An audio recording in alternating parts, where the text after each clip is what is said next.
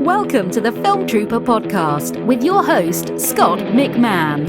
Hi, and welcome to the Film Trooper podcast. This is the podcast where we focus on filmmaking freedom for the uber independent filmmaker. And this episode is sponsored by the book, How to Make and Sell Your Film Online and Survive the Hollywood Implosion While Doing It. It's available in paperback, as a Kindle ebook, and an audiobook. In fact, you can get the audiobook for free when you sign up for a 30-day trial with audible.com. Just go to survivetheimplosion.com for all the details. That's survivetheimplosion.com. Okay, today's episode I'm super excited by. This is the fourth and final part of my storytelling series. In episode number 102, I interviewed Patrick Moreau of Still Motion and discussed their unique storytelling program and membership called Muse. It's especially helpful for filmmakers who are making wedding videos or working with clients and don't have the luxury of writing a traditional screenplay, but need to tell compelling stories when you're there on set and need to make something happen. In episode number 103, I interviewed Ian Desher, the author of William Shakespeare's Star Wars books. That's right, William Shakespeare's Star Wars books. In that episode, we pull back the veil of what it's really like becoming a New York Times best-selling author. And in the last episode, number 104, I interviewed filmmaker and screenwriter Brooks Elms as he shared with us what it took for him to sell his sci-fi thriller script to the company that has produced My Big Fat Greek Wedding and Pitch Perfect. So if you hadn't had a chance to listen to those episodes, please go back and do so.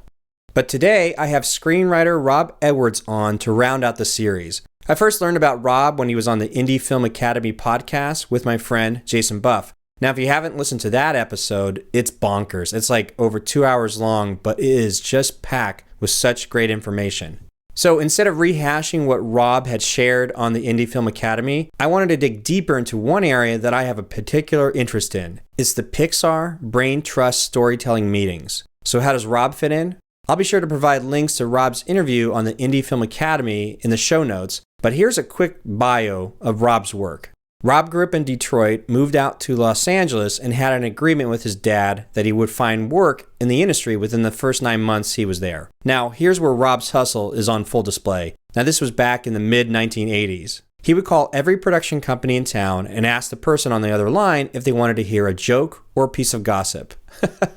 Most of the time, Rob was able to get a laugh from them with his jokes, while those who picked the gossip would share even juicier stories with Rob of their own. Now, all the people at these production companies would ask what Rob wanted. Now, Rob didn't ask for anything in return. He just said that he would call back and let them know. So when he calls back the people at these production companies, they remembered him. And when he asked for work, they were more inclined to hire him because the fact that at least there would be a guy around the office who could tell jokes all day. Rob would work these production gigs during the day and at night write his scripts. Now, the hustle paid off because he was eventually hired as a writer for television before he was 21. Now that's crazy. Since then, here are Rob's credits. He's been a writer on Full House, In Living Color, The Fresh Prince of Bel-Air, which most of the stories are based on his own experience while attending prep school in Detroit. In fact, Rob went to the same school as Aaron Sorkin, who Rob worked with on Studio 60 later on. Now, we didn't get a chance to go into detail about working with Aaron Sorkin, but I do hope to have Rob back again one day, so there's talk about more stories, you know? Rob's work eventually landed him over at Disney, where he wrote Treasure Planet and The Princess and the Frog. Rob was there at Disney when the PIXAR guys took over story development, and that is where we pick up the story. I've always been fascinated by how PIXAR continually knocks it out of the park with their stories.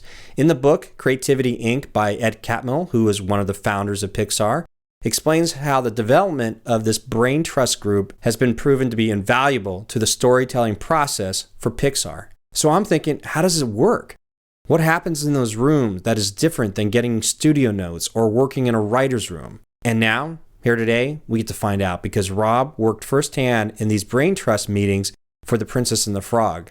What I hope you get from this episode is some real-world strategies of how to make your stories better. I mean, after all, it's not every day you get to sit in on a PIXAR storytelling meeting.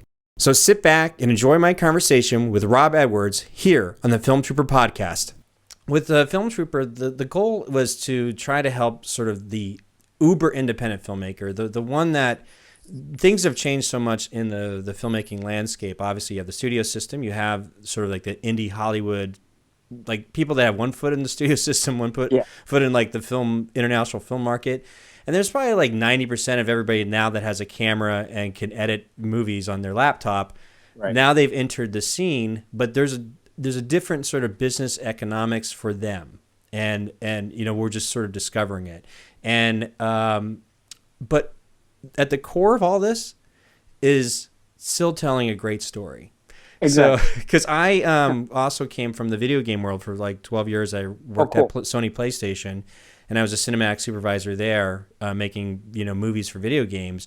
But our department was considered fluff because at the heart of all video games is the gameplay. So if movies and television if story is king, then in video games, gameplay is king. Because you can have amazing graphics on your video game, but if it's sluggish, if it's not fun to play, right, people put it aside. So I wanted to, if you would indulge me, just like imagine this setup where we have these uber independent filmmakers that they are learning the skill sets as a filmmaker to shoot, edit, direct, what it may be. But we do see a lot of it fall short in terms of the storytelling aspect of things. Yep.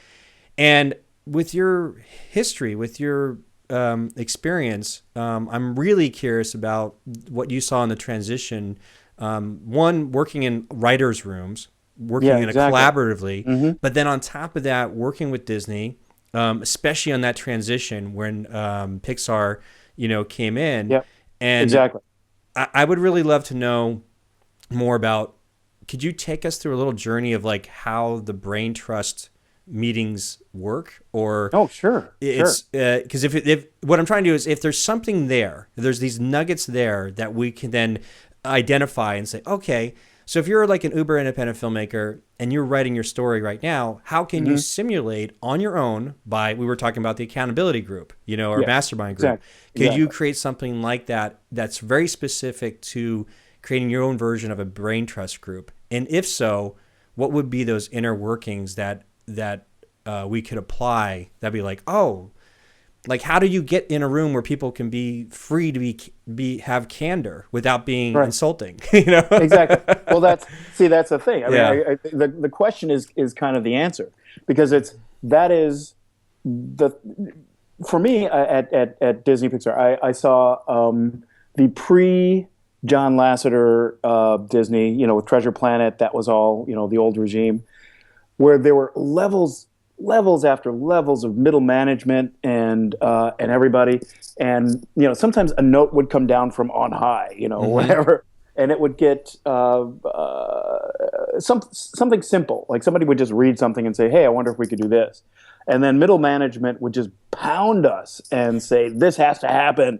There's no, there is no other version. And we would look at it and we would say, hey, look, we've tried this. It doesn't work. It makes the movie bad. And they would say, no, we got this note and you have to do it. And then we would do it. And it would go back to the person, the voice on high. And he would say, what is this? This is crap. I said, well, this was your note. This was this addresses your note. I was like, no, that was just a thought. Once it didn't work, you should have thrown it out. And that's what, middle management kind of does to kill you. What's great about the brain trust is that it's two things. One is, I'll say the impossible part of it, we'll start there. The impossible part of it is you're never going to find yourself in a room with Brad Bird and Andrew Stanton, and Pete Docter, and Bob, and that these guys are going to say, "Hey, it's very important that your movie is good," and will invest in it with an artist's heart, and that's very tough. Having said that, you can construct rooms of filmmaking. Before they were PIXAR, they were just a bunch of guys who almost got shut down, for Toy Story. Yeah. Toy Story was a mess. The first draft of Toy Story, the first version, first set of reels of Toy Story was a mess. Woody's yelling at everybody. Everybody was cowering in fear. It was by their admission, the most unlikable film ever. And then, what Pete and Bob said was that Pete, Doctor, and Bob said that Andrew Stanton kind of went into a room and figured it out. He went into a room with all of the text, John Truby and whatever, and Robert McKee, and all the notes that they had had from everything, along with his own thoughts about, movies that he'd liked, the notes that they had gotten, why wasn't PIXAR, why wasn't Toy Story working, and how had they arrived at this place where, even Steve Jobs was saying, like, okay, guys, maybe this isn't the right fit. And he came out and said, I got it. It needs to be this and this and this. And those are the rules that you always see, in their TED Talks and stuff like that, of what they do, which they frequently break, by the way. Bad guys in every movie, they have happy villages. They just don't call them happy villages. There is an I Want song. Everybody has to state what it is they want. But those rules, basically what they do is they enforce the rules. And the way that the brain trust works, at least what I saw, is that they start off, what you don't get, that you do get sometimes from your buddies, is, hey, great movie. And that's the worst thing in the world. It's just, it's the I would say savagery of low expectations. This is very good. Yes, don't change a word of it. That's awful. What you say is, okay, what is the biggest problem? That's where Andrew Stanton would usually start. So, okay, what is the biggest problem? Let's start there, and then let's let those things filter down. Because some of the smaller problems that people have may be things that started with the bigger problems. When you say big problem, is that the actual? What's the biggest problem of the story not working, or exactly. What is the biggest problem in the story, or like what is the protagonist's problem? Right. The biggest problem with the story not working. Okay. Thanks. And it is your buddy will say, oh, it works. It just needs this. The brain trust says it's not working. The default is it doesn't work. These movies just don't work. And if they're good, it's still not good enough. They're not great. They're not everybody's favorite movie. You're not gonna turnstile. You're not gonna leave the theater, buy a ticket, and come right back in. Yeah. Yet, especially in the first, second draft. A lot of people will stop there. That's a major problem I see a lot, is that writers will say, they'll do a draft or two and they'll say, oh, great, this is good, it all works. And then they'll stop. You can't. You have to say, okay, well, you have to plus it. You have to say, okay, what's the next level of this? We have a really great, Edna Mole has a great scene. She's auditioning the costumes for the new Incredibles. Okay, that's fine, but what's the next level of it? Oh, great, let's put her in a chair, and the chair goes back and forth, and we have everything. We show everything as it's happening. Okay, awesome.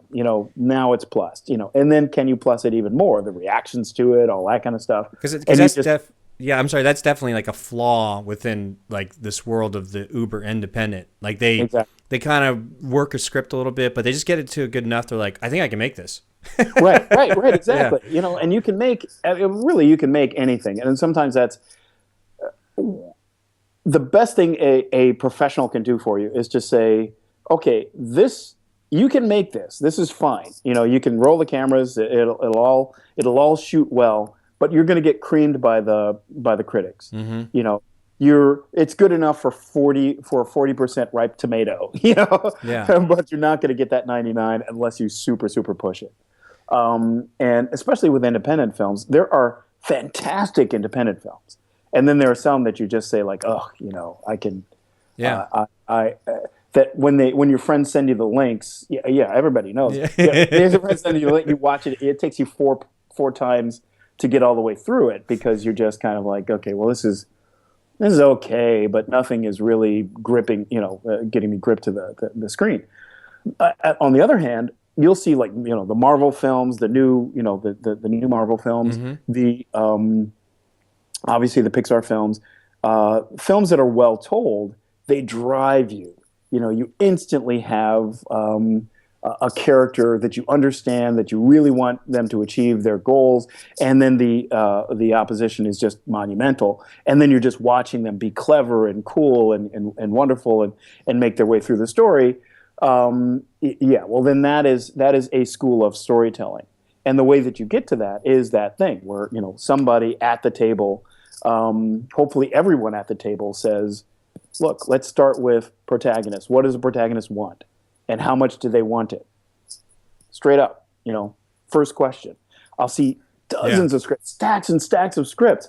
And I'll ask somebody, I'll say, I'm 20 pages into this. I can't tell who, what the protagonist wants. If I can tell who the protagonist is, I can't tell what they want. And that just sucks. That means, you have terrible friends. Nobody has read your script, with any honesty and told you, look, it is a chore to turn the pages of this script. Can I ask you I know that with, obviously Pixar, Disney is animation. And in the pitch process, like when the brain trust group comes together, is the initial meeting just the script phase, or do they come like, here's the script phase with some storyboards, or they put up a board and somebody acts it out, or like how does the other members acquire the story? Is it presented to them, or do they actually read a script, come into the meeting? And I guess the second part of the question, is there like a moderator? It's all right, or is it more of a loose like, all right, everybody, this is the story. We're making, Rob's new story. He's the director on it. We read the script, or we've seen the pitch, or we're ready for their pitch, or like, how does the room work then? I'm just curious, because if I'm going to do something like on an uber independent level, should I come to the table with some storyboards and present it as much as possible? I'm just trying to figure out how I can, the best I can, to simulate what they're doing in the brain trust. Yeah, exactly. Yeah. Well, Andrew Stanton has this thing. He says, be wrong as early as possible. That you're going to be wrong. And again, that's always the assumption. It is broken. It is broken until the last possible second. And even Ron Clements and John Musker, who did Prince of the Frog and Treasure Planet. Yeah, and Treasure Planet, and it's a little thing called Little Mermaid. A little thing. That those guys, what Don Hall, the head of story, he would say they like to leave the paint wet. Meaning that you're always developing, you're always coming up with ideas, you're leaving that door open for that new wonderful idea to come in. Even when I was working with Aaron Sorkin on Studio 60, we would talk about, it was kind of a paperless office. You don't write it down, don't lock any idea down. It's just, you're just talking out stuff. So when you start off with John Lasseter, and I was working on a project called King of the Elves. It was based on a Philip K. Dick short story. Okay. And what you do is you start talking about who are the main characters going to be. And in this case, it was kind of like I wanted to, just for me as a writer, I wanted to address some of what I was going through with my. I have two sons, and just this idea of what is it? What are you looking for a son to do? When do you know that a son is ready to go off to college, is ready to, has become a man. Yeah. As a father, you're always searching around for stuff. You're trying to figure out fatherhood as you go. And so what is it? What is that look that you want to see in your son's eyes that says, I'm ready? And how do you get there? And can we do that in the course of this story, which is essentially about these,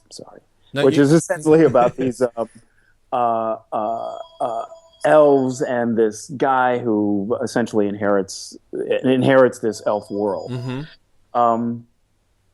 So you start there. Okay, well this is the emotional palette. This is what I think is going to be fun.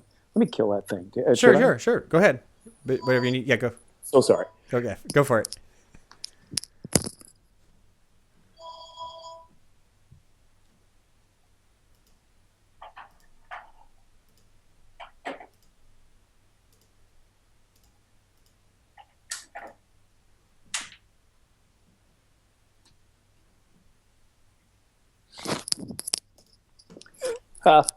Sorry about that. No. You want to clean. Where did I start? Well, you're talking about you're working on the story about you have two boys, but when do you get that moment? How do you capture that moment when it's in their eyes that they're ready for manhood or ready to leave the nest or whatnot? Yeah. Exactly. Yeah, and so so for me, that's what I was that's just what I'm exploring in life, and I thought, okay, this is a great way to write it and kind of share it with people. I'll have a lot of insights on it. It'll be informative to me. It'll be a movie that I would want to watch, which is start. And then I was talking to John about it, and John said, "Oh man, my son is 16 too, and there's this look they give you, and everything." We just started sharing stories about, just how do you get through to them, and what do you give them, and just how do you raise a boy. And we're sharing stories, and I said, "Okay, excellent. I know what I'm going to do." So I go off from that basic conversation because I know, okay, good. He's an audience. I'm an audience member. And that's another one of the Andrew Stanton that I cling to, which is be a film goer first, a filmmaker second. So I set out to look at the story, which is very light, and say, okay, what can I do? Basically, how can I get a rise out of John? I'm going to story. What can I do that's going to get a rise out of John? What are going to be those real great, honest moments that we can do? So I go through, story team. We kind of plot, and it's fantastical, and it's all kinds of stuff. But at its core, it's got this really great emotional emotion to it, just like Princess and the Frog or any of those things. Yeah. And then you are pitching kind of a wall of drawings. First act is on one wall. Actually, second act is on two walls, and then the third act is on the next wall. Because the second act is always in two parts, of 2A and 2B. Yeah. With a midpoint, and then and it's funny because John will, and I use this method all the time. John walks in and he goes, third act. He walks right up to it, and he says, "Okay, where's that moment?" And you say, "Well, it's there," and what he's looking for is what's the epiphany, what's that little thing, where Ray is going to turn into a star, or when both Tiana and Naveen are going to decide that they're to trade their journey for their relationship, the things they want. What is that moment like in every movie? When Luke, when Luke chooses the Force over the right. What is that, and what is the? And then you go back and you say, okay, great. Well, what are the elements I need to tell that story? And so he's looking at that point at the mechanics, and then you go through it. You pitch it. Once he has bought off on that moment working, great. Oh yeah, I can see that. I can see crying at that moment. Then you go back and he says, okay, he sits down in his chair and you say, okay, act 1, scene 1. Mm-hmm. A flaming ball of fire comes in from space and blah, blah, blah, whatever. You're pitching it, and you're trying to give it as good a look as you can. Yeah. It doesn't help you to soft sell a pitch. Even if it is rough, even if you just have little heads with smiley faces on it. Yeah. You pitch it. It's your favorite movie, so you're going with it. You sell out and go, and then he says, "Okay, great. I see. It got slow here, whatever. I bought off on the ending, but." And then you start doing your story math, right? Mm-hmm. If you're gonna have Luke use the Force to sell, to shoot down the Death Star, there should be a scene in the middle of the movie where he realizes that the Force is stronger than just any mechanical concerns. What if we put a helmet on him or something? Right. Something miraculous happen, and that'll be that. And then how do we get him there? Well, okay, cool. He should be a kid who wants to, he wants adventure. And how many of these movies start with, I want to live more than the provincial life, or I want to, whatever. Yeah. But looking out of the window, Harry Potter wanting something better than living under the stairs. Exactly. And where Poe is looking at his shelf full of things, going, "Oh man, it would be so awesome to be a kung fu master." Mm-hmm. Neo looking, seeing the rabbit, that there's that call. And then you say no, because you can't just jump on the thing. You have to say no to that call, and then you go through, like I say, the story math. What's going to get him into the second act? How is he locked in? Well, for Luke, you're going to burn down his family. His family's the only thing keeping him in this world. His uncle who says, "No, we're going to sit here, drink green milk and be a good boy." And so you burn that down, because Luke's first intention is just to get the old man to the bar and be done with it. Yeah. Look, I'll get you that far, but all this other stuff is crazy talk. And by the time he gets to the bar, he's kind of in it, and then off they go on the adventure or whatever, and the first part of the adventure is impossible because the planet has been destroyed, and then you're just getting him deeper and deeper into it. All you're doing is looking at that endpoint, like when is he completely bought in? When is he going to sacrifice his life, take on his role as Jedi Master and whatever, and embrace the ways of the Force? That's the whole thing, and you're going to make it difficult for him all along the way. You're going to build up the opposition as much as you can. So, going back to the brain trust, those are the elements. You're looking at it and you're saying, okay, you're telling this type of story. And a lot of times it's straight up film theory. I don't know if you're a film student or whatever, but all you do in film school that is wonderful is you watch a ton of movies. And watching old musicals, you're watching whatever. For me, when I start a movie, I'll go, I'm going to watch every spaghetti western that ever was. Boom, and I'll just go through. My Netflix queue is just just flooded with stuff. Or I'm going to watch every kung fu movie, every crazy kung fu movie that I can find, and I'll just go through every single weird one. I'll do all of my research. I'll just kind of become completely embedded in this stuff. Let it seep into my DNA, and then I'll see The Matrix. I'll see, okay, this is how these types of stories are told. If I can stay on this path, I think I'll be fine, and I think also I'll be satisfying the audience that that enjoys this type of movie. So and then off I go.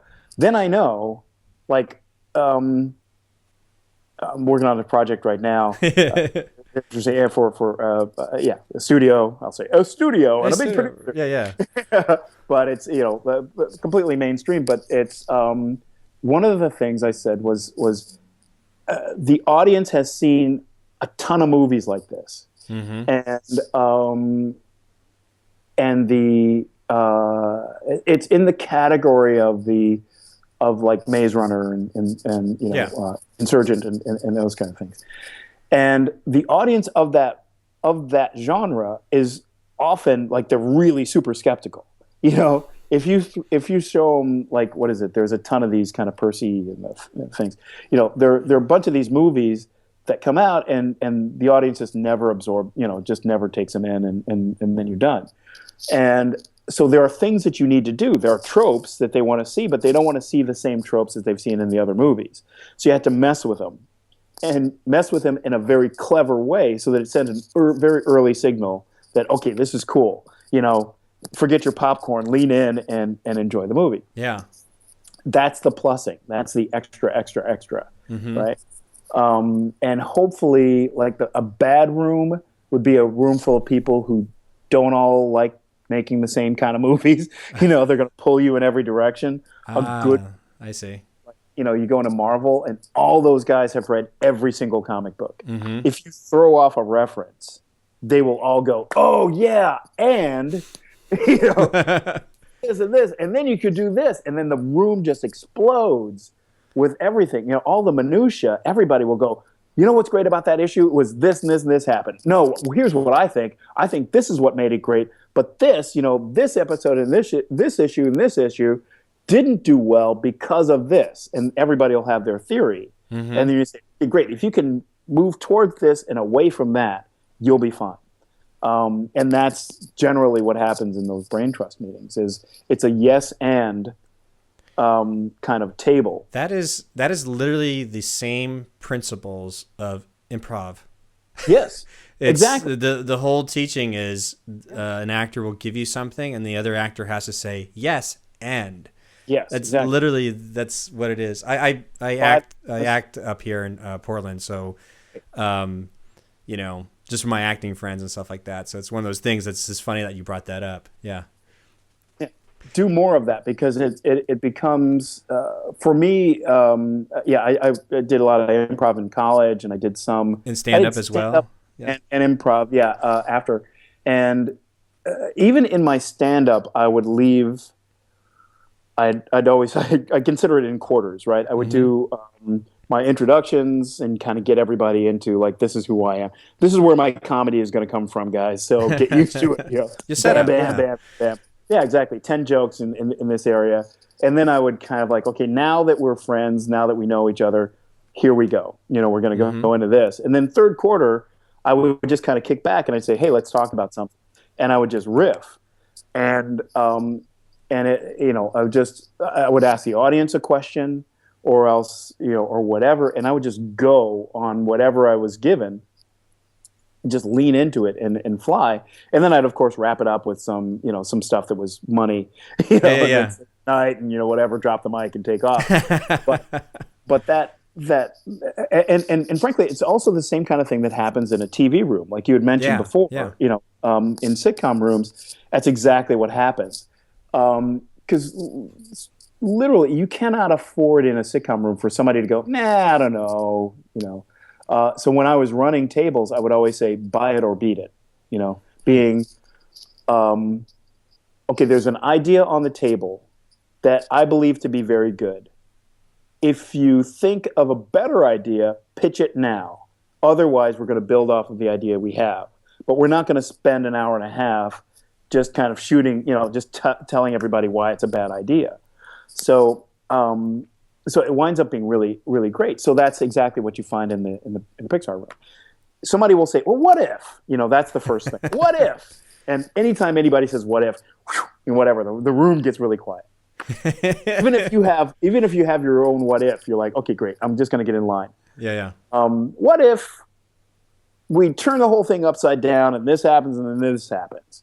And instead of everybody going, oh, shut up, you go, okay, if that happens, then this would also happen. And this, and this, and then this would happen, and this, and this. All the energy winds up around that idea. Boom, boom, boom, and you're just building a mountain off this idea. And hey, you know what's a great sequence with that? You can do this and this and this. And then somebody else will say, hey, and that will fix this scene because you can do this instead. And they'll start pitching the dialogue and everybody will be cracking up the jokes and all that. And then sometimes you get to the top of that mountain and you go, I don't know. You built this whole thing and you say, it's good, but it's not necessarily better than what we had before. Or it's good, but it's a whole other movie or whatever. And then it gets quiet and everybody digests what we had. And then the next person says, well, what about this? Boom. And then you build again. Same energy and everything. Everybody gets into everything. There is some negative, like some people will say, we tried that and blah, blah, blah, blah, blah. But if you were going to make it work, here's what you would do. I see. Bang. So everybody is looking at it in terms of they're making the movie. And that you get too, which is, which I think is wonderful because Brad Bird is going to have a different idea in his head than Pete Docter. Yeah. And Pete Docter is going to have a different one than Mark, than even John, and John's going to have, whatever. And everybody's going to, it's an orchestra, right? So John's got a big heart and John's, whatever. And he's a big kid, so he's going to love a big block scene. Andrew is looking to make sure it's, you're checking the boxes. Pete's got his take. Brad's a cowboy. He's doing his thing. And in that symphony, you have like, okay, great. This is this wonderful set of ideas. Even what is it, Michael Arndt, who wrote Toy Story 3 and wrote, Little Miss Sunshine. He comes in and I love the way he thinks because he thinks a lot like me. I'm a structure guy. When I started doing sitcoms, there were 3 rooms. There was the room of guys who would think about the stories. There were story guys, who would as you were breaking the story, they would sit down and say, well, it should be this and then this and then this, and just plot out the story, knowing where the jokes were going to come. And then we would invite a larger group in, and then those would be the joke guys. Okay. Who would come in and say, oh, yeah, and then this and this. They would have great dialogue. And I saw very early, they were like, well, which room do you want to be in? And I was like, I want to be in the room with the exec producer, and that's a story room that those guys seem to be those guys are working all the time, and those guys, anytime stuff was wrong, they would kick the joke guys out of the room, and a very small group of story guys would work through it. Fascinating. And story guys were the guys who would hold the pencil, meaning they would make the last decision. They would write down whatever the choice was. And so I like that a lot. And even now, as I'm working in features and stuff, it's always the story guys who are kind of called in when things are really wrong. They'll say, "Okay, please help us." What's wrong with it? And you go in with your toolbox. Okay, unmotivated character. The third act moment doesn't work. Let's build back from that. What are the values that we're doing here? And go through. And, before I go to I just want to kind of recap, sort of like make sure I'm grabbing the essence of everything you're talking about. Sure. It sounds like there's a little bit of I think your cable might be hitting. I think it's hitting my shirt. So. Okay. Yeah, you get loose. Don't worry. Just you and I. Yeah, there you go. Okay, good. Is it going clink, clink, clink? Yeah. Man, it's not too bad. But I just it's such great information you have, and it's just you and I on the video, so it's all good. Right. I just now look like a prison shirt or something. Okay. Well, hopefully that's perfect. So what I can gather from here is I like this concept of, one, make sure that the room that you create, the group that you create, if you're going to create your own brain trust group, if you're writing a horror genre, make sure you have people that like it. That helps. I've studied up on it. Yeah, exactly. That know the genre, that know the tropes, that have a passion for it, that can gel with you, as well as I like this idea that you start from the end. What is that one thing? Or just have that conversation, like, what is the one thing you want out of this film, this story? Is it the moment? What is that magic moment, that third act moment that makes it the payoff all worth it?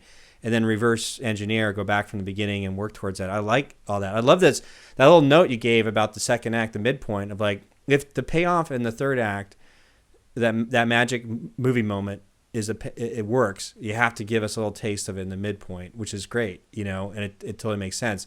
And then obviously the people that you put together have to know, their story structure, or they're film geeks or other filmmakers themselves that have an opportunity to contribute to the storytelling process, where we all seem to do it anyway after we watch a movie. We're like, why did that not work? Like I think my wife and I just rewatched the remake of Poltergeist last night. Right, exactly. And we were huge fans of the first one. I mean, we watched that many times over, and seeing what happened, our own analysis of taking away. And it's interesting the conversation you have, just saying why didn't it work? Because you're trying to figure out like what's gut wise, what's something's off. Why isn't that working for us? And I think it was like they took an hour, like originally like a 2-hour movie into an hour and a half, and it was like go time from the beginning. Like there was no wonder. It was just like bang, bang, bang. There was no time to catch your breath, and it definitely felt rushed, and all the wonderful cinematic, visions of the stuff. But there was some soul aspect missing, I think. See, that's the thing, because I was going to ask you, okay, good. What did you think was missing? So, in what part of the movie do you think it was missing from?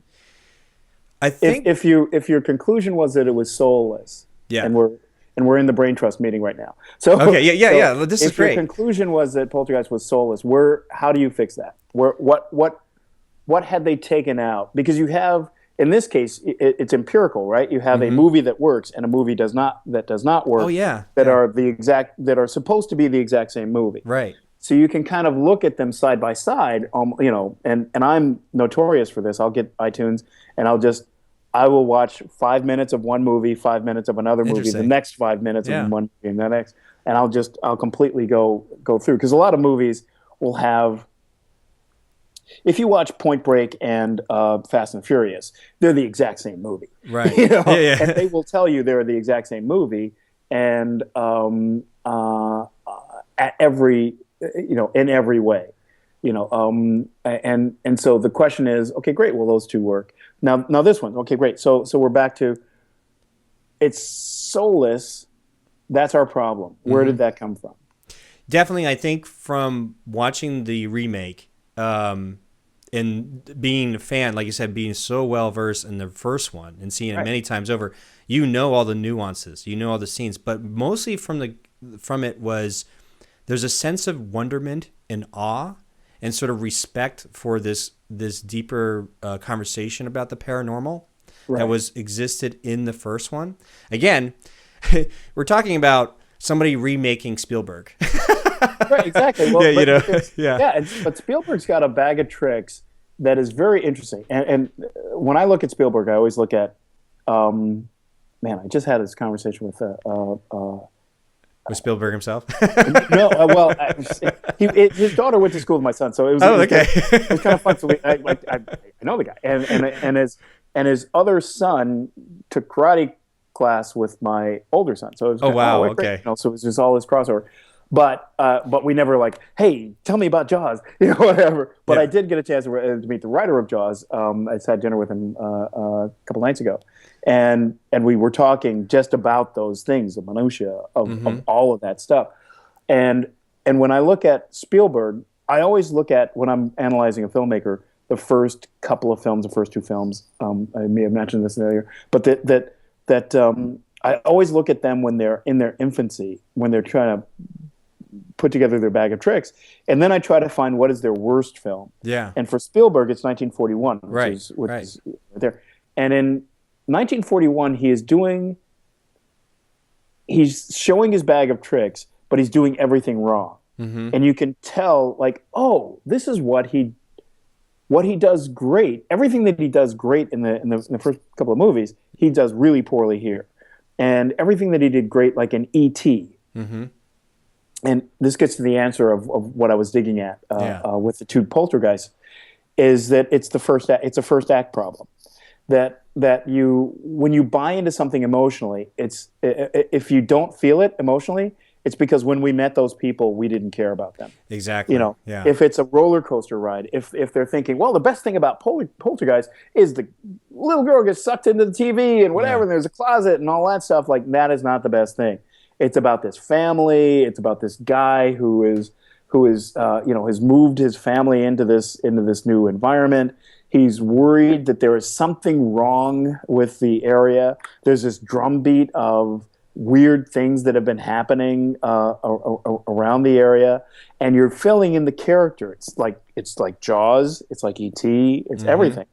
The conversation that they have at breakfast in E.T. before E.T. shows up is the most important conversation you have.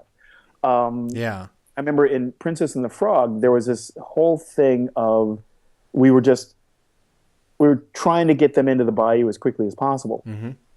And the note we kept getting back in the brain trust, because that's the other part of the brain trust, right, is you screen the movie. You're showing the movie to a lot of people, and they're giving you notes back. Everybody in the building, everybody at Disney, everybody at PIXAR, you get reams of notes.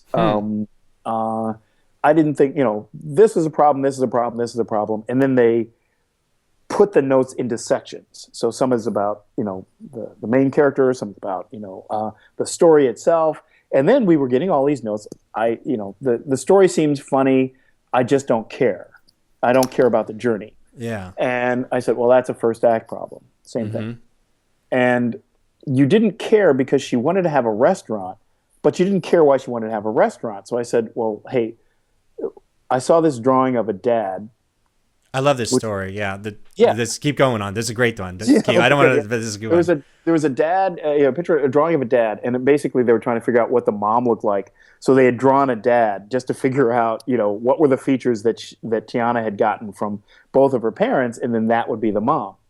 And there was just a drawing, and I asked the character designer, what is this? Like, oh, he explained it, and I said, well, this is. Can I borrow this? And I took it back into the room. I said, this guy is the most important person in the movie. Because that relationship between daughters and fathers, and we've been driving so hard to have a person, to have an emotional reason why she wants to have this restaurant. Why not? Why can't it be the daughter, the dream of a daughter and her father? And that the legacy of that, once the father passes away, she wants to continue that dream. And then there is no way the thing can't have emotion. It's a woman holding, it's what they did in Up, right? The house at a certain point becomes, that Carl is trying to continue the dream that he had with his wife. And I could mention probably 50 other movies that are fueled with that kind of emotion. There is a reason why we tell stories in that way. And so once that happened, it was a tiny adjustment. It was about 3 pages. Mm-hmm. And in the beginning of the movie, and everybody said, "Wow, what did you do? Did you rewrite the entire movie?" Like, no, we just gave, every time, she says the word restaurant, you know what it means. And I had to hit it, I think, in the middle, at the midpoint, when they're right before they dance, and then at the end when they're on the riverboat and they're looking out at the restaurant itself. And it's what gets Naveen to back off. He wants to propose to her. And it has such huge emotional weight that it's like, okay, great, my job here is done. The rest of the mechanics of the storytelling were, I don't want to say inconsequential, but they were less consequential because we had launched the story correctly. You watch a movie like Man on Fire, they spend a ton of time. I don't think anybody dies until the midpoint of that movie. Yeah.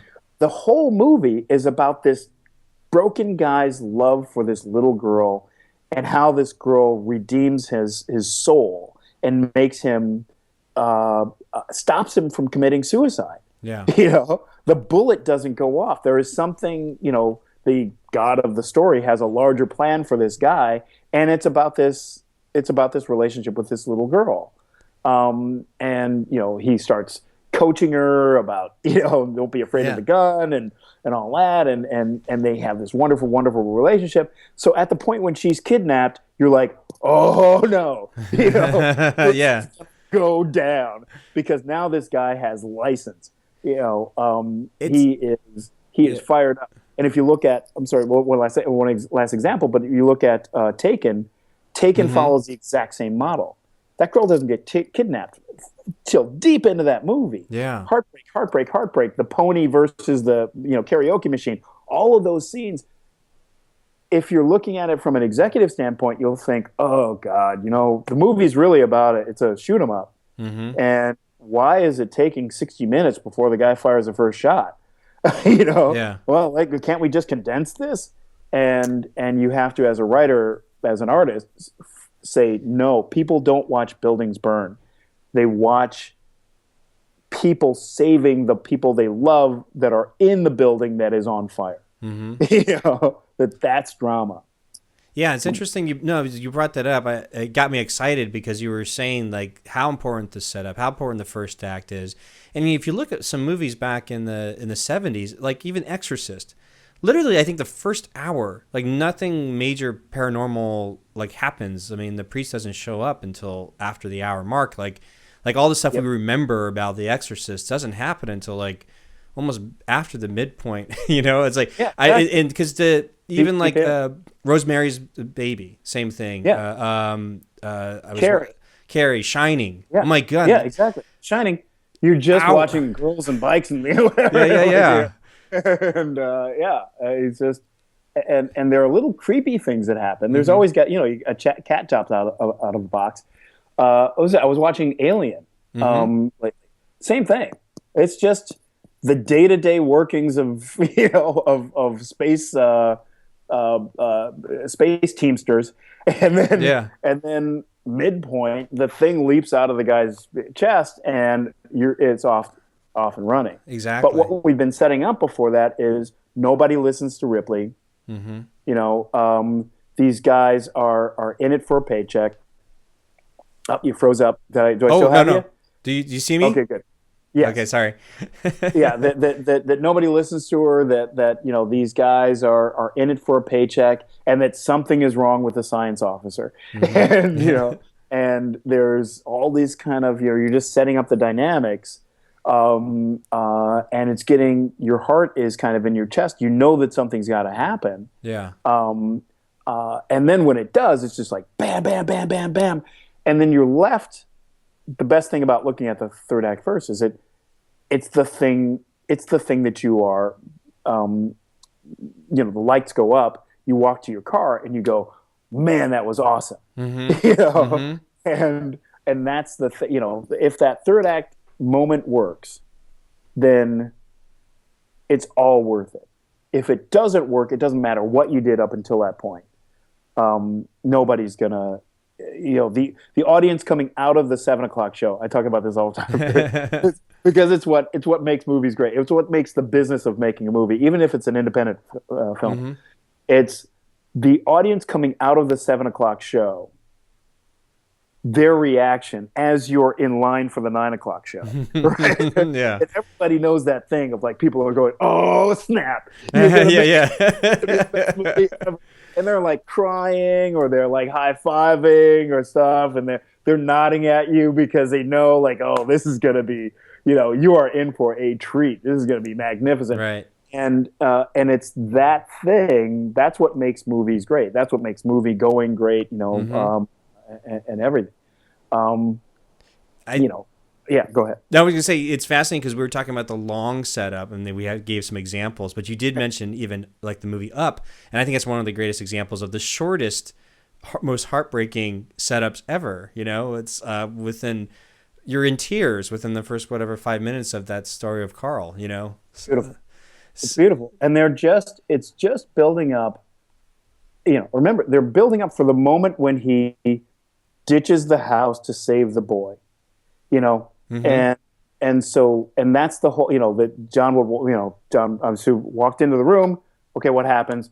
He trashes the house. He throws all the stuff out, to give it ballast. He's run out of balloons, and and he goes and saves the boy. That's his Luke Skywalker moment, right? Right. And so in the beginning, you want to say, well, if the house doesn't mean anything, right? Again, story math, what I call story math. If the house doesn't mean anything, that moment's not going to mean anything. Everybody's going to go, so what? It's a house. Yeah. You can get another house. We're like, no. This house is very special because it is the embodiment of, his relationship with his wife. Was it Ellie? Yeah, I think. Yeah. Yeah, exactly, Ellie. And I believe at various times he calls the house Ellie. Mm-hmm. And he's working towards the picture of the house on the mountain. Yeah. And so you're going to give him that, and then you're going to take it away. He's going to get all the way there, realize it's not worth what he thought it would be worth, and then he's going to go save the boy. Great. So you need, and I forget who. There is the co-director of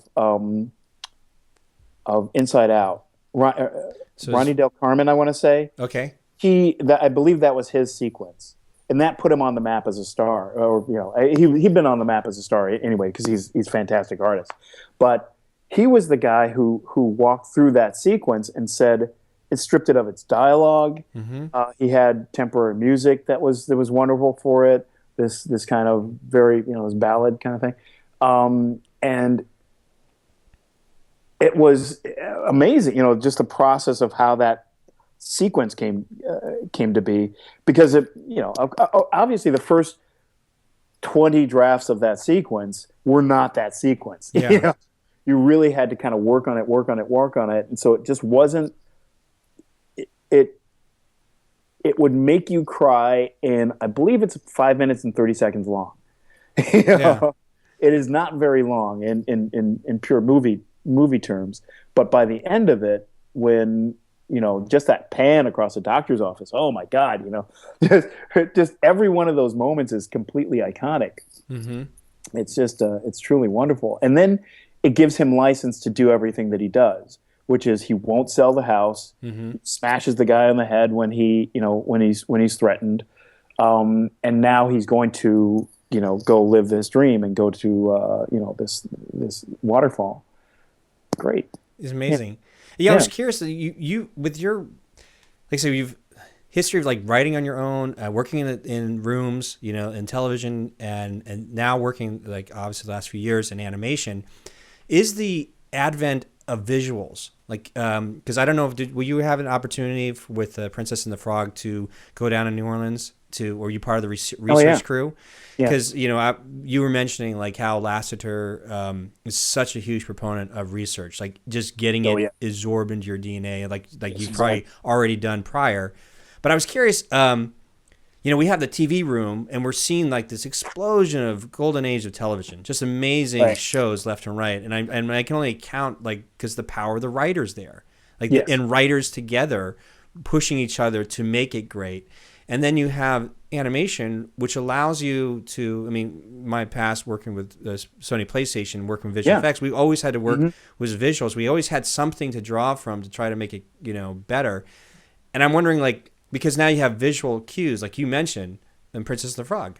There's a sketch drawing about the father. I was like, that is huge for me. And I was wondering, have you seen, I guess, how could an independent, borrow from this concept of should they just inundate themselves with so many look frames or drawings or initial sketches, anything like that to inundate themselves with what their world would look like?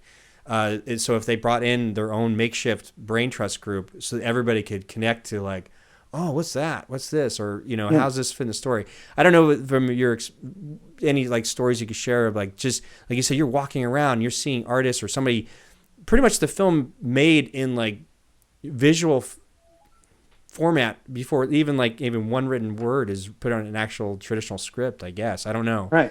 Well, that's the fun of the new tools, we'll call it, is it's I know that Robert Rodriguez, his process is very similar to the Pixar process, which is interesting. He kind of pre-shoots his movies, and he will just with a handheld camera or I don't know, a cell phone or whatever, he'll get his actors in a room and he films his rehearsals.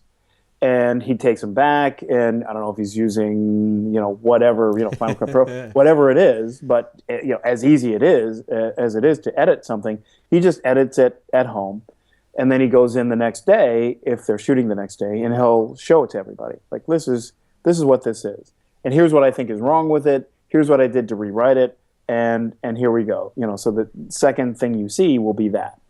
Woody Allen shoots an entire movie, edits it, shows it, takes a look at it, and then I don't know if he gets outside feedback or anything. I assume he does, and then reshoots the entire movie. It's always in his budget that he will shoot it twice. So you do it, and obviously the first version is not just everybody kind of slogging through, not wearing their costumes and stuff. It's an actual movie, and then he shoots it again. So, and I think that is a great way to go. If you can, Ridley Scott storyboards his own movies top to bottom, and I believe shoots the storyboards and shows those. Yeah. So that the first draft, and the way I look at it is, from a Disney perspective, is that when guys are drawing, right, they take a blue pencil, it's very light, you can barely see it. Yeah. And they just start drawing and whatever, and and the lines are everywhere. It's a complete mess, and they're drawing over themselves, and they're doing whatever. And then they start to see it, and then they'll take out a black pencil, and they'll start tacking it down. And they'll, okay, great, here are the eyes, here's where the eyes go, here's whatever, because you're kind of trying to see it on the page. And only a handful of people can just start drawing with a black pencil and go. You're sketching until you see it. Yeah. If you listen to a band, right, the band will go, it'll sound terrible the first couple of bunch of times, and then they'll kind of gradually, come down to whatever they're doing. Sculpture is the same way. It's a blob, an amorphous blob for so long, and then they start to tack down little sections. And writers are the only ones who don't do that. Writers, I'll see them go, I have an idea. Fade in, colon, interior grocery store day. And who does that? Nobody does that. You don't think that way. You say, I want to make a movie. I think it should be kind of like this movie that I loved when I was a kid. Or it should be, I want to make the best, badass 6-year-old, whatever magical power movie that I can. Here is a precedent of other, badass 6-year-olds. Here's where some have gone right and others have gone wrong. And this is what moves me about this kind of movie. This is why these kinds of movies are my favorite movies. And this is where others have fallen afield. I think my movie is somewhere in here. And then you get out, like, I'm old school, so I have, like, I have, just a clipboard and a fountain pen, and I will sit down and I'll just start writing. And it's rarely dialogue. It's just, what do I love about these kinds of movies? I love this. I love this. I love that. Hey, my favorite scene in one of these things was blah, blah, blah, blah, blah. And my least favorite scene is blah, blah, blah, blah, blah. Excellent. I like to eat my dessert first, so if I'm writing, I will say, well, here are scenes that should be in my movie. These are great scenes. And if I can just string a clothesline between these scenes, I think I'll be okay. Because these are the classic scenes. There should be the mentor scene and the so-and-so. And the equipment, the badass piece of machinery, or the great gun, or whatever it is, a cool monster, a fantastic spaceship, all this kind of stuff.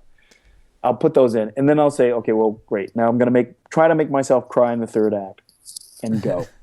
And that's but it's always starting from like amorphous. The ink, the paint is wet.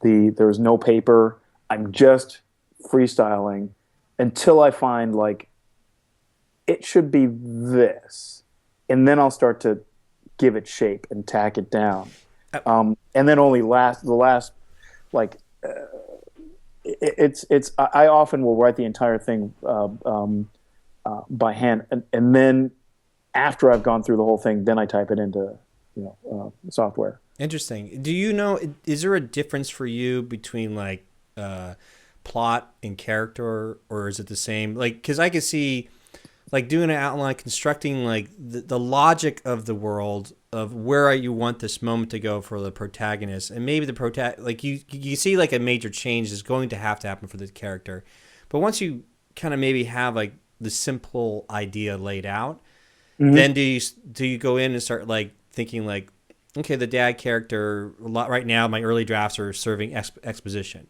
Well, how do I make that character more interesting? Because there was this whole I think you were talking about like in Jason Buff's podcast about how like in Finding Nemo there was all these wonderful characters, like all the supporting characters, even no matter how small the character is, like each fish had some interesting story. One scar, one like was nervous, or I don't know. It was just rich with context because it was so, each character was so unique that way, as opposed to just being serving up exposition. Do you see that within those group meetings you have, or or sometimes somebody goes, I have this is the character. I don't know what story was going to happen with them, but I don't know how. Like, did you see it go both ways? Right. No, that it's the interesting thing is, and it's a fantastic question, because it is, I think, at the crux of most, I'd say a good 90% of filmmakers don't understand this one specific thing, which is that there should be no difference between character and story, but there is a huge difference between character and plot. Ah, okay. Right? That plot is just, I was in this, it was a master class in France, in Marseille, and there was a guy who had done these webcasts and stuff like that. It was really charismatic guy, really energetic, great storyteller in quotes. And I'd done this thing, and I'll talk about it a little later, because it remind me to tell you this thing, because I think it helps all writers, everybody that I've done it with writers, it makes them a lot better. But this guy is telling this story, and he's pitching me this movie, and he says, oh, and then an alien comes in, and blah blah blah blah blah. He's pitching more and more. Italian guy, right? So it was like, yeah, and then this happens, and then they fall into an abyss, and then a guy has a gun and whatever, and he shoots his grandma and whatever, and he's just going through, and I'm watching the audience, and I stopped him for a second. I said, "Watch the audience as you're doing this. Keep going." And he says, "Oh, what?" And he keep going. And then this happens. There's a big explosion and whatever. And I said, "What do you think I saw?" And he says, After about 2 minutes, everybody started talking to each other. Everybody just tuned him out. There were a couple of his friends in the back that were kind of smiling. But really, towards the end, everybody was just hiding from the thing, because it was mostly. Sorry, I'm going to do something to the screen. Sure. I have flux, and I didn't realize that it's been kind of making the image more sleepy as we go. Oh, so sorry. But yeah, so I said, look at the audience, and the audience is just completely tuned him out. I said, why? He says, well, he couldn't figure it out. I said, well, because you lost your character. First, you didn't make me care about your character, and second, as it's going on, you were just getting more and more. You were using plot to try to save you from character. And I said, okay. And I pitched his story the same way. And I pitched it all character. This guy comes in, and more than anything else in the world, he wants this. And everybody goes, oh. But, this guy also wants it, and blah, blah, blah, and he wants it even more. So in the very beginning, the guy, boom, whatever, he takes it from him. And now he's sitting there going, oh no, what am I going to do? Now aliens attack and blah blah blah and whatever, and everybody's leaning in as I'm telling the story, because you care. You give a crap about the story. Before he was doing plot, what I was doing was character. And if it's Finding Nemo, every character that Marlin passes should develop him as a character. You're going from the journey of a guy who's overly cautious to a guy who's going to let his kid do this dangerous thing. In The Incredibles, everything that passes Bob Parr's, we set him up as a guy who will save everybody at any time, whatever, doing the whole thing. Everybody that he passes, every experience that he has is basically kind of to show that his addiction has gotten out of control, and until he even finds an enabler, and oh, great, excellent, I'm going to go off, I'm going to do this thing. And I'm just going to completely ignore my family, right? Because those are the two values that are at stake. It's are you going to reclaim your glory at the expense of the thing that your future, your family. You were once this guy, now you're this guy. You need to be more than Mr. Incredible, she says, pointedly, thematically, in order to do it. So every single scene is going to be him desperately clinging to his former life. He's in the meeting with his boss, and he's looking outside, and he can't, and he's just seeing a guy getting his pocket picked, and he can't give it up. He's there with the old lady, and the old lady is worried that she's going to lose her thing, and he can't. That his new life, he just won't do it. Everything that he's doing is kind of these things buttressing up against each other. That's the nature of storytelling. That is character. You're developing that character to the point where the character has to make this decision of I can either go and try to save the city by myself, which I know I cannot do, or I can trust my family to help me.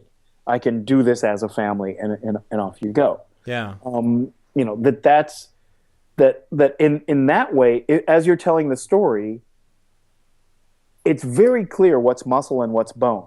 Or what's wheat and what's chaff, right? That any scene that doesn't have him moving towards either on the upside where he is completely yes, regaining your former glory is the most awesome thing in the world you can do. Right? Yeah. That's the build to the midpoint.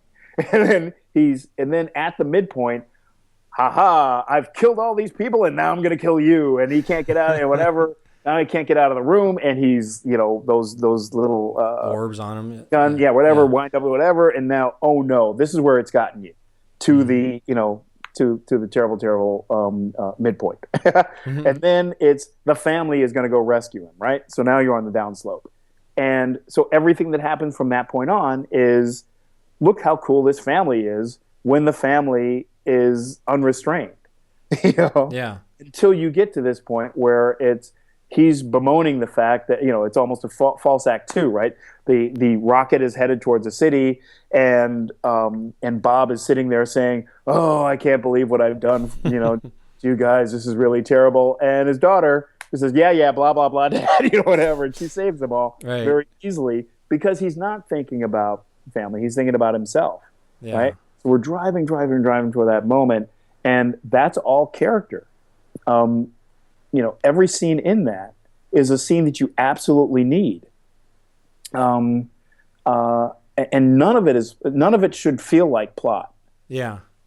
It is all to drive the guy towards making that decision.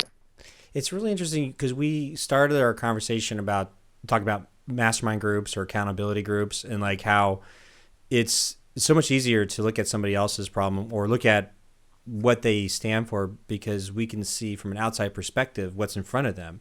Right. But we as individuals are so wrapped up in our own stuff, we can't, like you mentioned, we can't see our own, get out of our own way. And we were talking about there's so much things that we have to unlearn to be able to be. And then we are talking, character and story, and all these characters, or especially with the PIXAR stories we were talking about, and the stories we were mentioning, there's this aspect of baggage, or there's these known beliefs that they hold on to for so long, but that third act moment, that John Lasseter moment he's talking about, it has to be this let go of all that in order to have that transformation at the end. Exactly. But it's funny because we started talking about it in real life, and we're seeing it happen in stories. It's like, oh wow, it's fascinating. And really, that's why I think that is why, like I like to look at screenwriting. Everybody, it's the technology of screenwriting, but really we're storytellers, right? We're guys in rocking chairs, saying, "Hey, this is what's important," and that's why. Is because we make the same mistakes, all the time as human animals, as machines, whatever that we are. We make the same mistakes all the time, and so we tell ourselves these stories like "let go," of that and embrace the new. One of the things I'll say, like in master classes all the time, is you can learn how to speak French without forgetting how to speak English. You can accept a new philosophy, a new way of thinking.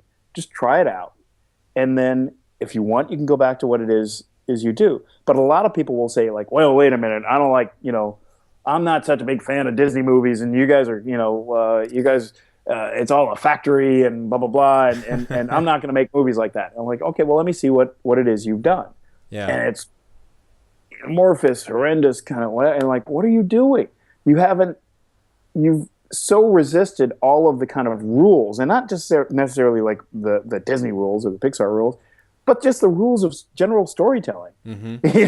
Like of that 50 main characters is not a good way to go. That a film without conflict is probably not going to work all that well. Right. A film that is about something that nobody in the world cares about is not going to be enjoyable. A terribly constructed film about something I really care about, and a person who is wonderful, who I want to see more of, that film is going to go through the roof. It's going to be me. I'm going to enjoy it. And people are going to say, like, what was that you kept talking about? I'm going to go on social media and say, oh, okay, look, I'm going to go out on a limb and just say that this movie was the best movie, that I've ever seen. And that's, especially from the indie side, that's what you really want to, that's what you want to start with. Is like, I'm going to make my favorite movie. I'm going to make a movie that is that is the favorite of all of my friends, and here's how I'm going to sit down and do it. Because you mentioned too about you get a lot of screenwriters like the crazy question of like, hey, what software do you use? It's like that's the last question you need to know, because you need to know story or just tell story and write story. And that's the same plague that's technology is having right now, I guess, on the independent side, which is everybody's got a camera and editing tools, and they're just, so it's like, what are you shooting on? What are you shooting on? As opposed to who cares what you're writing, what software you use to write, who cares what camera you use to shoot, because the bottom, the essence, the cores, everything we talked about here is this really, I love this whole thing of like, how do you level up? How do you push it beyond and building a system of the right kind of people around you and having that kind of system in place to, push the story, like take yourself out of it and push the story further. I'm excited. We will often say like animation is not a genre, it's just like a different camera. It's just like black and white is not a genre. Yeah. It's just a way, you still have to tell great stories. They still have to connect with people. Just animation is a way that you're doing it. The rules are always the same. Yeah, definitely. Listen, I don't want to keep you. I know we're a little over an hour, but okay, sorry. I did have one other. Yes. This one other thing, and this is just like it's been my soapbox for a couple of weeks, because I keep. I'm sure your listeners will get should get some value out of this. Anyway, I've been because I'll do these master classes, and a lot of times the format of the master class. When I can do them, and I do maybe one a year, just to kind of like get going. Right. But but a lot of times what I'll do, my favorite versions of them, and I just revised it, is the writer will come in, they'll sit next to me, and they'll pitch their movie to the rest of the group, and then we'll go through it and we'll say, okay, what's right about it, what's wrong about it. We'll kind of do a PIXAR room with it. And what I keep discovering is that sometimes the writer's ability to pitch can severely impair, the entire experience. And so what I started doing is I said, okay, let's the first day, let's not even don't think about your movie. I'm going to give you 2 movies to work on, because if you're, and I see you're into guitars, I love guitars. No. The first thing you do if you're learning piano or guitar is you learn like Mary Had a Little Lamb. You just plunk out the easiest song in the world. And then you go to, okay, great. Now I can learn a C and a G and an F. And out of that, I can play a bunch of different songs. I can play a bunch of other people's songs until I get really good at it. I can play most of, Simon and Garfunkel, whatever. Yeah. But I can, off of 3 or 4 chords, I can make my way around a bunch of different songs. I am not composing at that point. I'm just learning how to play guitar, and I'm learning the dumbest songs that I can first, the simplest, the 2-chord songs, moving into 3s, and then eventually I'm going to start. Oh, okay, good. Here's a little riff and stuff like that, and until the point. But it's going to take me a little while before somebody says, "Wow, you're really good at guitar." And so the same is true of, say, a painter. They'll go to a museum, they will set up their easel, and they'll just look at, you'll see these painters repainting the painters of other painters. They'll go stroke for stroke. They'll walk up to him and go, "Oh, that's what he was doing. That's the brush strokes in this little section. That's how he made the sunset look particularly bright. Excellent. And I'm not sure if I've mixed my colors right the same way that guy did. That's it. Oh, that's what he's doing. The composition of this thing. Oh, great. I see 4 or 5 paintings that have the same kind of composition. These guys must have all studied each other. That's awesome. Now I have a greater understanding. I'm still not painting my own stuff. Yeah. I'm just learning about what people do. So what I say is, okay, tell me one of 2 stories. I'll say the 3 Little Pigs or or Goldilocks and the 3 Bears. Yeah. And always my first question is, who's the protagonist of Goldilocks and the 3 Bears? I know this only because I've heard you before, but go ahead. Oh, great. Oh, excellent. Oh, I didn't know if I did it. No, but this is good. But please go ahead, because this is such great aspect of your masterclass. But do you want me? I know it, but go ahead. Yeah, right. And most people will guess Goldilocks because the story is called Goldilocks and the 3 Bears. Right. I said, no. It It is a crime and then a detective story. Yeah. Goldilocks goes in, breaks into a house, eats porridge, sits in a chair, eats all the porridge, sits in a chair, breaks it, and then sleeps in a person's bed. Yeah. So it is an active crime going on. And then 3 people return, 3 characters return, and one is eating, one is eating, one discovers something is wrong. One sits down, one is, oh my God, or whatever, and then they go pursue it. So the baby bear is the protagonist of the story. Mm-hmm. Now go tell the story. But tell the story in, what are you going to do with the story? Now you have your own edge to it. Are you going to tell a story about a boy who really wants to go to sleep? Yeah. Are you going to tell a story about a kid who's really hungry? Are you going to tell a story about a kid with anger issues who is trying to hold it down? Whatever that angle is, you now have the format, and you can go and tell that, and then get good at that. Get good at telling that story of doing your cover of Goldilocks and the Three Bears. Then once you're feeling that, now go start pitching your own stuff. Get that. And the way I look at it is, you've just seen, you just saw Star Wars. You just saw, the J.J. Abrams Star Wars. Mm-hmm. And as you were leaving the building, it burned down. There was an oil fire. The whole thing burned down. All the prints, everything. And now everybody turns to you and said, oh, what was it? What happened?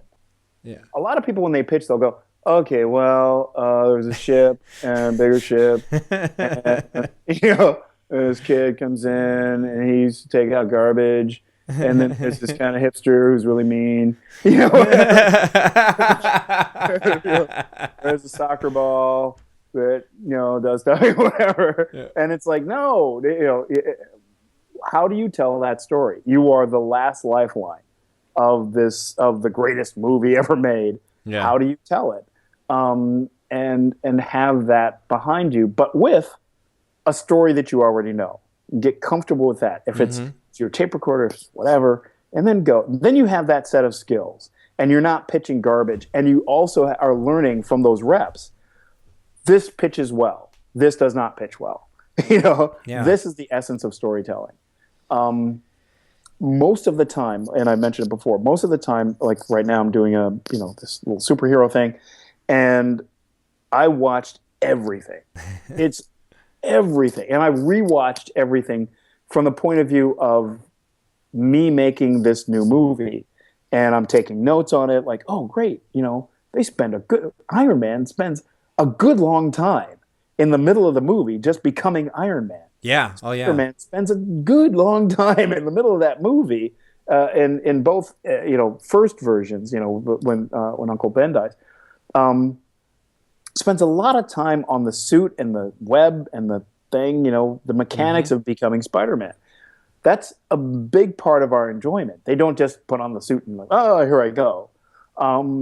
It's a big part of the journey. So great, I have to have that in mind. And just kind of going through it, understanding it, and then when I pitch it, I'm pitching it like it's Star Wars. I just had this meeting a day or two ago, and I'll get up, I'll run around the room, I'm shooting stuff down or whatever. I have this total enjoyment because I love these movies. I want them to make my movie, but second, I can't wait to see my movie. I can't wait to be in line, for the 9 o'clock show when the 7 o'clock comes, comes out. So anyway, I love that. 7 to 9. That's my little soapbox. I'm glad I said it in the other one, and hopefully, like I say, I hope it's valuable to your podcast. Actually, it's extremely valuable because I had, with my podcast, I have just people will email me, occasionally, and just, they're just asking advice or opinions.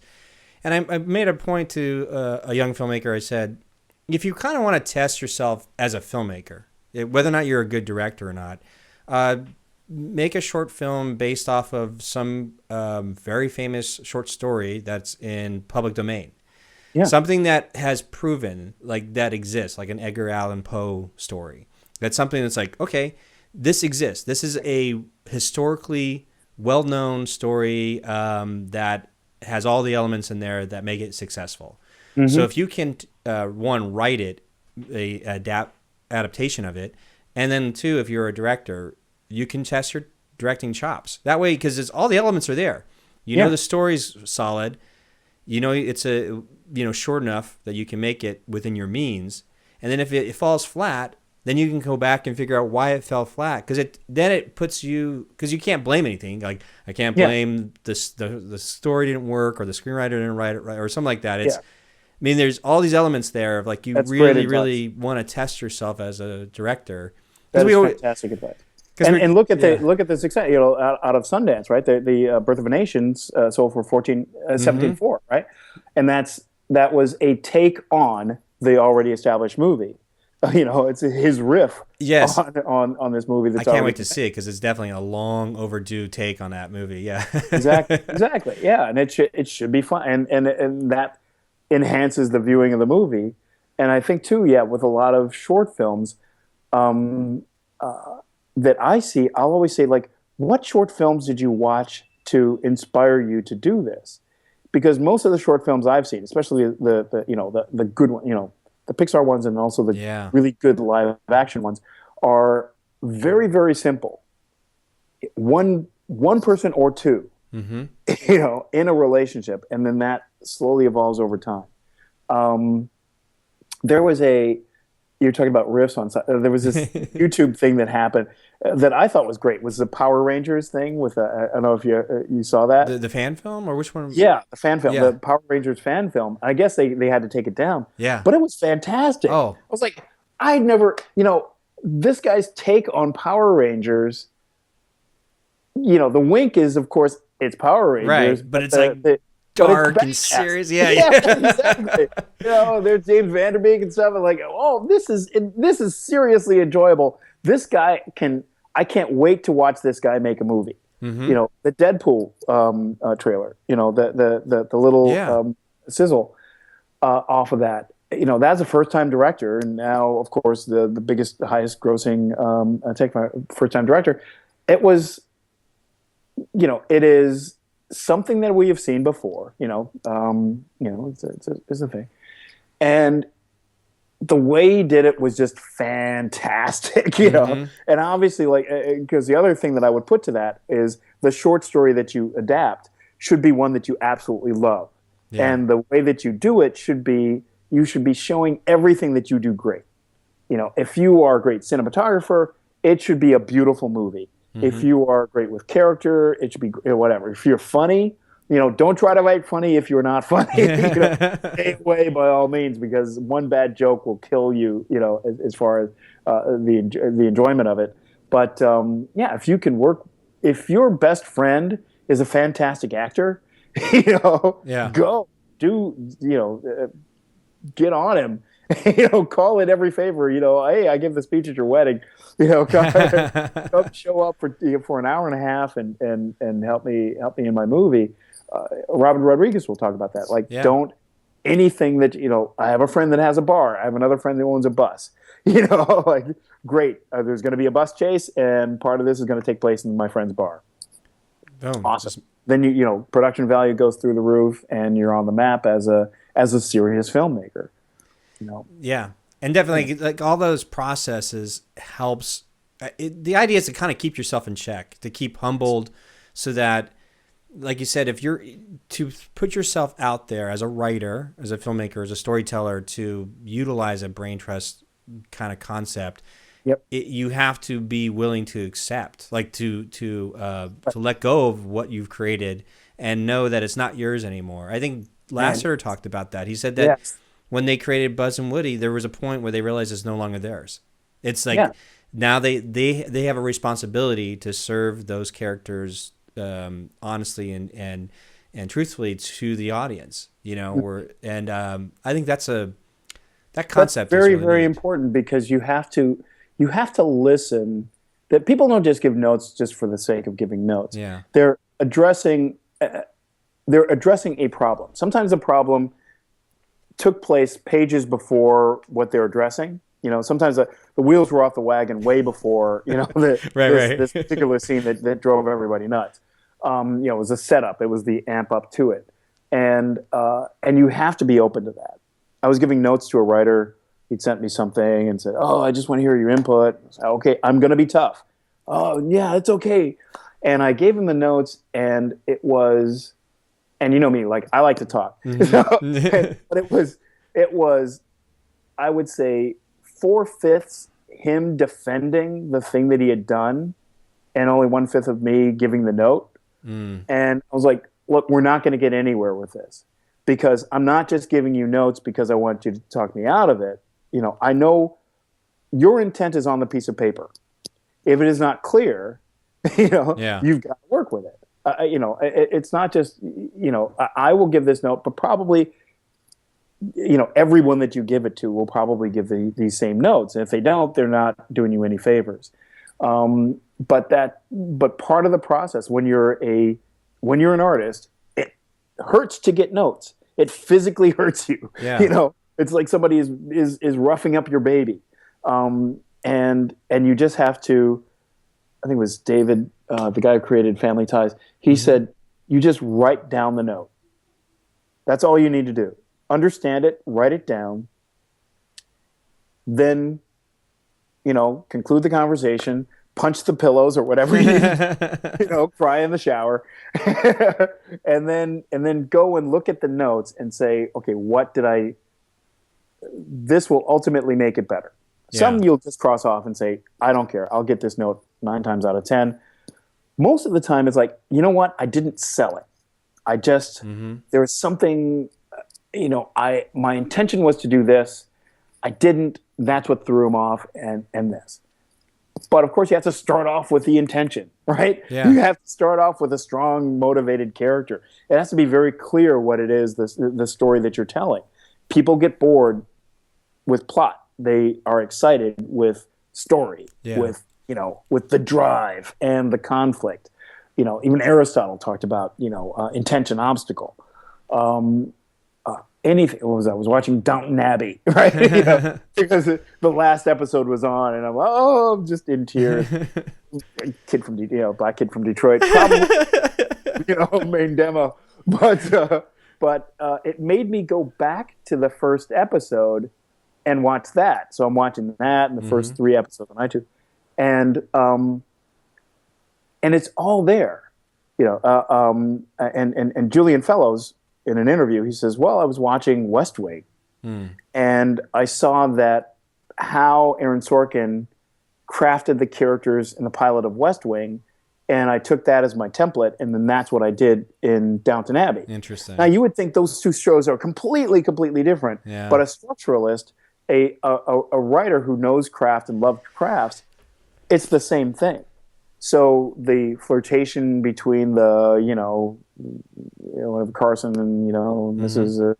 That's there, and the little dynamics and just the sisters, all of that's there, and the progress is coming. I mean, the opening event is the Titanic, goes down and kills cousins who were set to inherit the estate, and now it's this other guy. So like Cheers, right? This person is coming in, because he's lost the waitress. This new person comes in. It clocks along, but it's all story. It's all story. You're driving towards this thing that the world is changing. And the head butler and the lord of the estate are saying, "Oh my God, I don't know what are we going to do?" Yeah. And that's the tension in every episode. That's great. It's just great storytelling. Right. And those are the tools. That has nothing to do with the software. Yeah, exactly. That has nothing. I don't care what what if he's a movie magic. If Julian Fellows is writing it on movie magic, or he's writing it with a quill, it is great storytelling, and that's what's going to save you. You could film that thing, with a cardboard box, and it will be compelling television. Yeah. You mentioned some things like clear. Is when you're giving notes or feedback or accepting that. I don't remember where I heard this before, but I wanted to implement it because somebody had asked me, like, just advice, like me to give advice, like, well, when you're giving want somebody to read your script, I said, well, one thing you can do to get constructive feedback, I really don't know where I heard this before, but I thought it was great, was simply when you read the script, can you read my story? Can you tell me, one, is it clear? Yeah. Two, if it is clear, is it interesting? Bingo. Yes, exactly. That way you're not, there's no, you can't be defensive about it. It's just like, well, I read it. I wasn't sure about what happened here or why the character did this. He goes, well, it is clear, but it felt like stuff I've seen before. That way it's not a personal attack on you. Like, okay, so that I can work on that note. And that you can kind of police yourself on, right? Yeah. That you, I was working with Dan Fogelman, who'd written Cars and Crazy Stupid Love. And we were working on a movie for Disney, a live action animation hybrid. And one of the things that he said to me, which was great, he says, on every page, assume that the person reading it might be on a treadmill. And and that person, you have to make the intention very clear, the obstacle very clear. Tell the story that you're going to tell. Clarity, clarity, clarity. Because you don't want the note, that's one note that you can easily take off the table. It wasn't clear. I was one of the things that I like to do. I'm a writer who likes to study writing. I'll listen to anybody who's talking about how they everybody's lectures, everybody's series. I love that stuff. And one thing was this guy, the guy who wrote Four Weddings and a Funeral, whose name escapes me. But he had also written Love Actually, and before that, he wrote this great series called Blackadder, and he was Rowan Atkinson's kind of main guy. and one thing that he said is, don't be afraid of writing on the nose. And he says one of the most famous lines, and I think it's Love Actually. He says he's sitting there, he's writing around it, and he says, I'm just going to say what it is that's happening. And he wrote the line, I'm just a woman talking to a man, I'm just a girl talking to a boy. No, I think that was actually Notting Hill, right? With Julia Roberts. Yes, exactly. Yes. Yeah. Oh God, you're right. Don't be afraid to write on the nose. That's such a great, simple advice. Then if people don't like it, then fine. Then that's a whole separate conversation. But they won't go, what's going on? On this page. I was like, they're kind of talking around something. I don't really get it, and whatever. And then it just lost me. No, that what is it? Darth Vader states his intentions pretty much right off the bat, Yeah. Bottom of the lines. He's like, I will, blah, blah, blah. He states his intentions. That's one of those things that, you can dance around, but you really have to hit at some point or another is, what PIXAR would call the I Want song, that nobody does. Everybody, sings an I Want song in some way or another. You state your intentions and go. I like that. Sing the I Want song. I can't, I could talk to you for, there's so much. I would love to have another opportunity to have you come back on so we could talk more. You're working with Aaron Sorkin and just other writing. You have your master's classes coming up. I'm definitely gonna make sure everybody has the links and promote. robedwards.net. I know you're starting. That's the community. And, exactly. You can also find me at I am Rob Edwards on Twitter. Okay, great. That's new. That's new. Oh, that's brand new. Perfect. I was terrified of what I would do on Twitter. And finally I said, okay, just put it away at 3 a.m. Don't. I tried not to Twitter too much, but most anything that happens that's of interest will be on there. Oh, fantastic. Okay. Yeah, all the blog posts, all that stuff will be on there. Well, as we wrap all this stuff up, I can't thank you enough for taking the time, your generosity to share with me your knowledge, your experience, and this aspect of the brain trust, of any sort of communal writing group that has effectiveness like that was really important to me because I'm trying to show to my audience I want to apply this stuff. So like literally, I think the next episode I'll be doing for my podcast is a video hangout with some people I bring together to illustrate, like, here it is, a brain trust, my own version of a brain trust group put together on the script that I'm working on. Nice. I don't know if it's exactly. Yeah. And with those improv, the rules, establish the rules very clearly, hit the bigger problems first. It's a yes and, what if and yes and. Yeah. And piling on and, best idea, no bad ideas, just build. Right. That's awesome. I think it's something so that people can see it like, oh, I see how that's working. And maybe they can stop before they settle on their story. Like they can push themselves. And it's really it's a call. It's a cry out, a call to the rest of the independent filmmakers out there. Like, just because you can make it, just don't make it just yet. Use the right tools. Don't. I always say, you're using the wrong tools. Just stay with 3 index cards and post-it notes and stuff, and work the story. Mm-hmm. Don't lock it down so early. It's like you don't shellac a painting after the first stroke. Yeah. And use other people. It's we tell stories.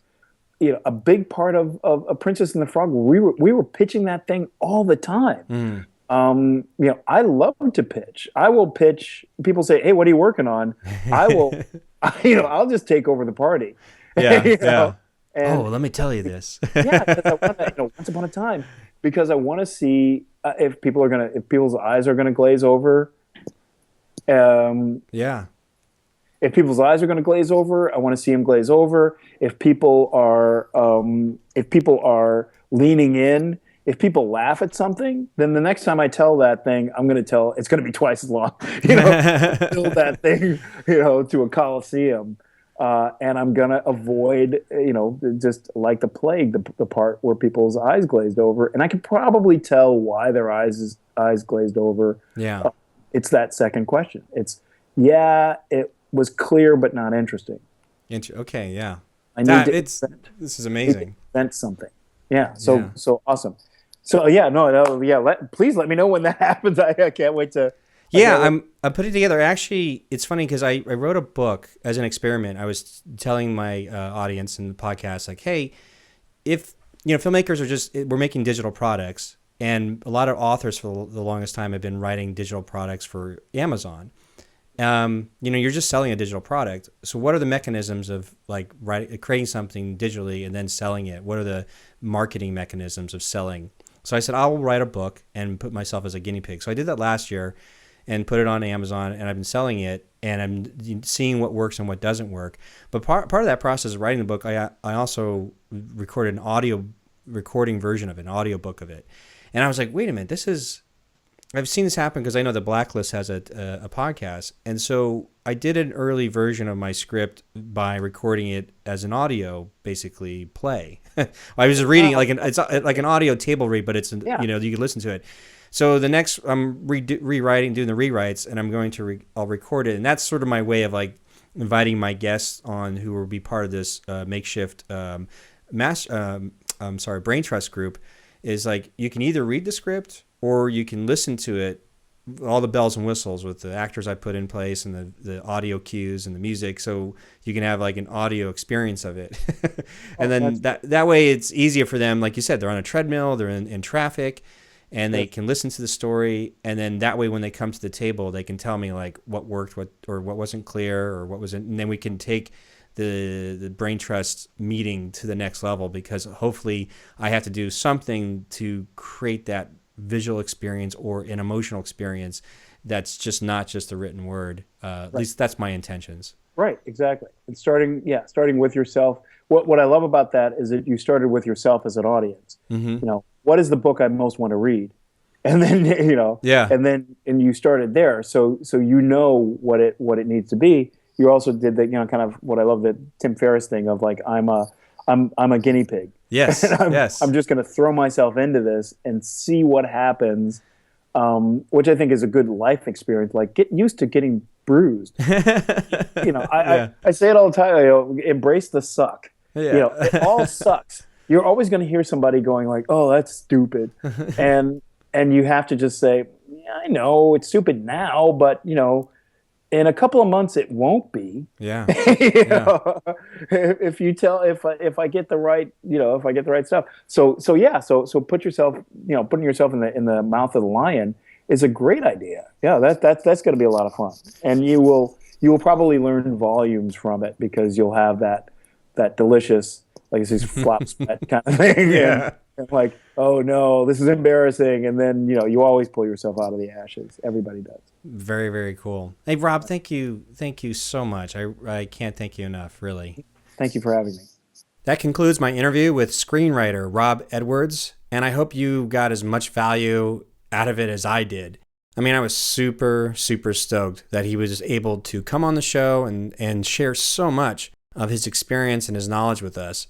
And if you want to learn more about Rob, go to robedwards.net and sign up for his newsletter as he's building his master class. And I'm sure he has a lot more to share and teach all of us. So I definitely encourage you to head on over there and sign up. Again, that's robedwards.net.